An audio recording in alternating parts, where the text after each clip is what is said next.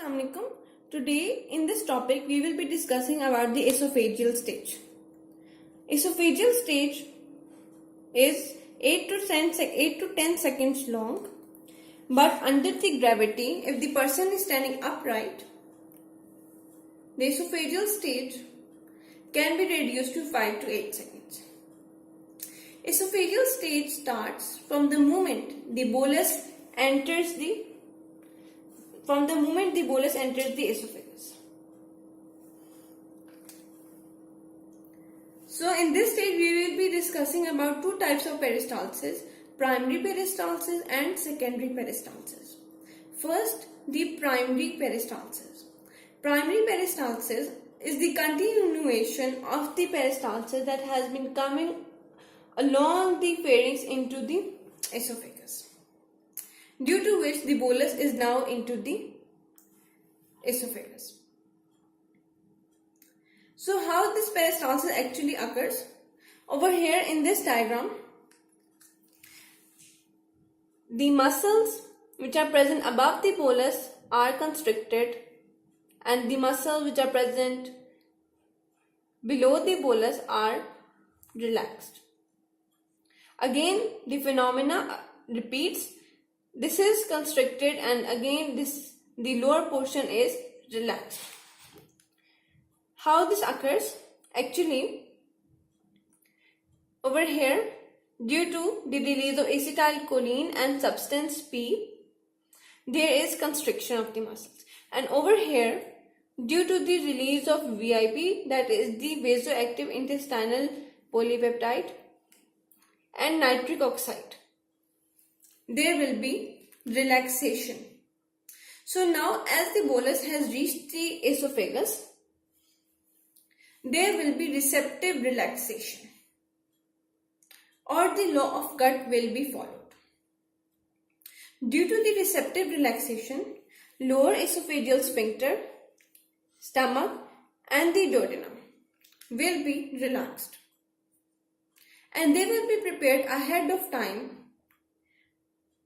to receive the bolus. So the receptive relaxation occurs due to myenteric plexus. The myenteric plexus are stimulatory as well as inhibitory.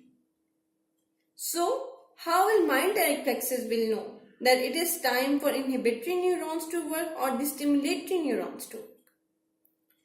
This is achieved by a special characteristic of myenteric inhibitory neurons. Myenteric inhibitory neurons are mechanosensitive. They are mechanosensitive. That is, when the bolus reaches the esophagus, the esophagus is distended, and the myenteric inhibitory neurons receive this distension and they releases VIP and nitric oxide, due to which the lower esophageal sphincter, the stomach and to a lesser part of the duodenum, which I have not made over here, but it will be over like this, they will be relaxed. Okay, so now the bolus is coming down and the lower esophageal sphincter, due to the receptive relaxation, will be opened, and the bolus will now reach the stomach. In normal conditions, when the bolus has passed, the lower esophageal sphincter closes and it remains closed. It is very important, so as it will prevent the reflux of acidic contents into the esophagus. But sometimes this esophageal sphincter does not open, and this condition is called achalasia. Achalasia can be congenital as well as acquired. In achalasia, the lower esophageal sphincter does not open and the esophagus looks like this. This is the stomach. So it is, as you can see, it is completely closed. So we knew over here that this receptive relaxation due to which the lower esophageal sphincter is opening is due to the myenteric inhibitory neurons, which are actually mechanosensitive. So these myenteric inhibitory neurons are doing the opening of this sphincter. If this sphincter is not opening, this clearly means that the myenteric plexus is not present. So that the myenteric plexus is not present, it is congenital. And the patient will also have difficulty in swallowing. That is, dysphagia will also occur. But it can also be acquired. It can be acquired when trypanosoma cruzi cruises over here, over this point. Trypanosoma invades this area and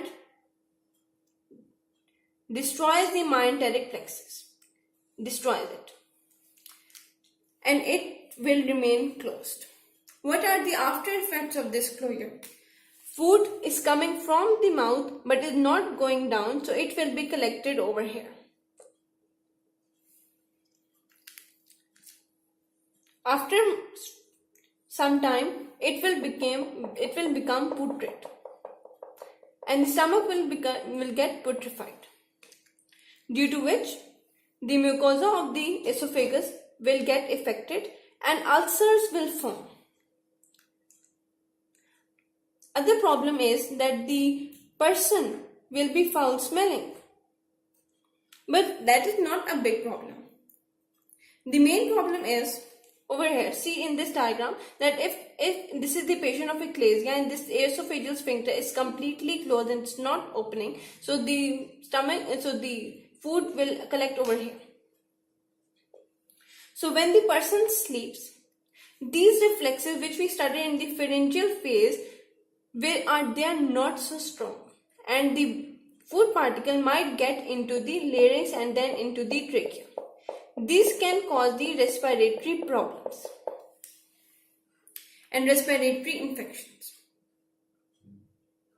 Now, this was the normal state of the esophageal. This was the normal esophageal stage.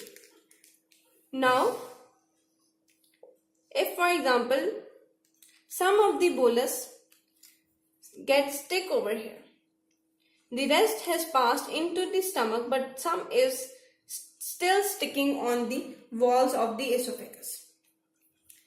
So, secondary peristalsis will occur. So, this is the secondary peristalsis. Secondary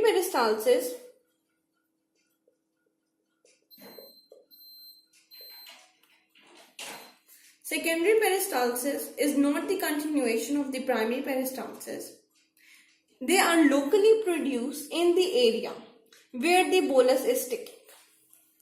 So the secondary peristalsis will be produced over here, and they will push this remaining part of the bolus into the stomach. The secondary peristalsis is much stronger than the primary peristalsis. Primary peristalsis is controlled by the swallowing center, which we studied in the previous part, that the swallowing center is formed by the medulla and the pons. But the secondary peristalsis is controlled mostly by the myenteric plexus, and very little amount of assistance it gets from the swallowing center. It is locally produced, whereas the primary peristalsis is the continuation of the pharyngeal peristalsis, which pushes the bolus from the esophagus into the stomach. So this was the esophageal stage of swallowing. Thank you.